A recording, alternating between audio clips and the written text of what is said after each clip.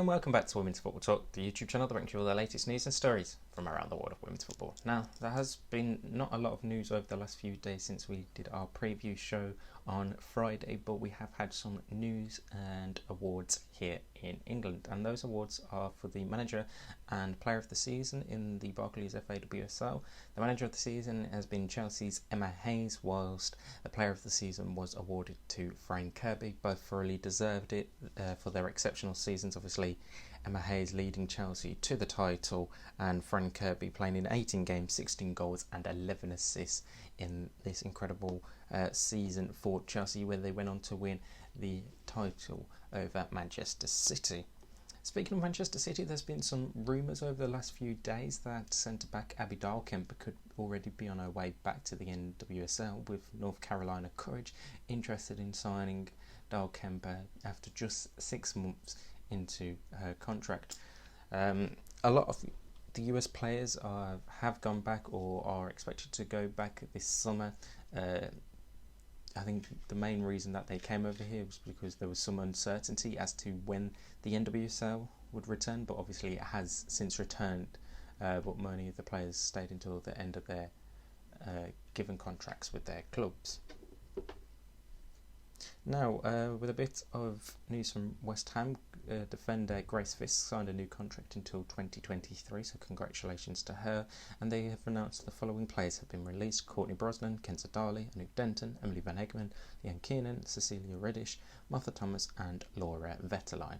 Apart from that, there's been no other news in terms of contracts or anything in football that are major as to speak. So we have had some fixtures of the weekend. Obviously here in England all the fixtures are finished now, but we still have games to look forward to all across Europe, as we mentioned on our preview show.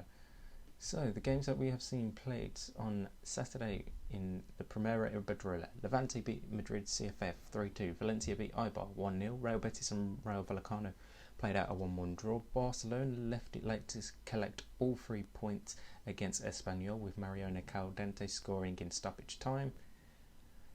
Real Madrid beat Athletic Club 3-1. Granadilla Tenerife beat Sevilla 2-0. Santa Teresa and Logroño played out a 1-1 draw. Sporting Cafuela beat Deportivo 3-0. And Real Sociedad and Atletico Madrid played out a 0-0 draw. And over in Germany, we are going down to the final weekend this coming Sunday. No, next Sunday, I believe, for the title in Germany, as Bayern Munich beat Bayer Leverkusen 4-0 and Wolfsburg beat Frankfurt 3-2, so there's still a 2-point gap between the two sides at the top of the table. Elsewhere, Turbine Potsdam beat Werder Bremen 2-0, Duisburg beat SGS Essen 3-2, Hoffenheim beat Freiburg 4-2, and Sond beat Meppen by 2-0. So it is going to be a very interesting final weekend over in Germany for the title. Over in Italy, we had the final set of fixtures this weekend. Fiorentina beat San Marino 2-1. Napoli and Roma played out a 2-2 draw. Fiorentina beat Bari 2-1. Juventus beat Inter Milan 5-0. AC Milan drew 2-2 with Hellas Verona, and Sassuolo beat Empoli Ladies 6-1. So that is congratulations to Juventus, who managed to go the whole season unbeaten, which is an incredible feat.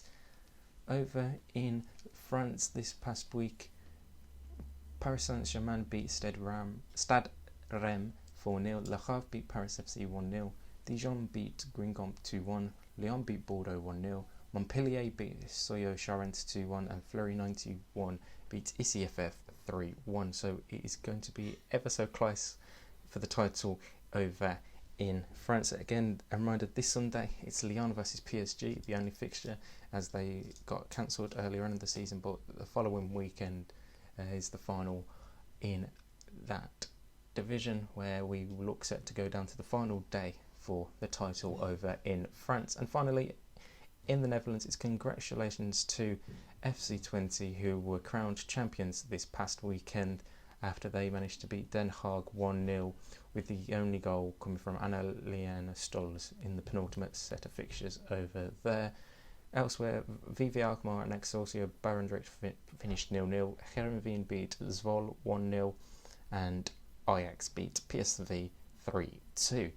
The final set of games will take place this Friday and Sunday respectively. So it is coming towards a close of the season now for the regular leagues as we get closer to the Olympics. Right, that is all the news from around the top leagues in Europe. We'll be back later on this week to preview any CSA fixtures, and I think there's the possible announcement of the Team GB Olympics squad and any of the talking points that do eventually arise later on this week in the world of football. Until then, make sure you like, comment and subscribe, turn on post notifications so you never miss a post, and make sure you follow us on Twitter as well. Until then, we'll see you soon.